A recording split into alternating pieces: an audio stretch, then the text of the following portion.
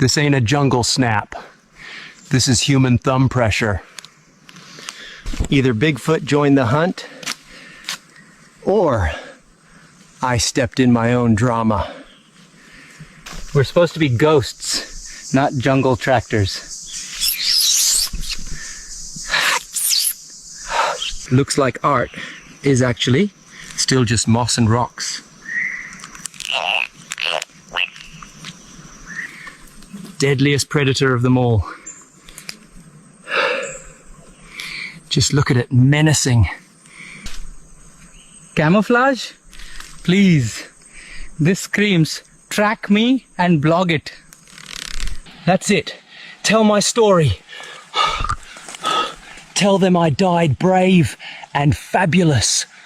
They weren't hunters, just hikers in shorts. Ugh. Okay, but like, do we tip them? What if this goes viral and we're the weird ones?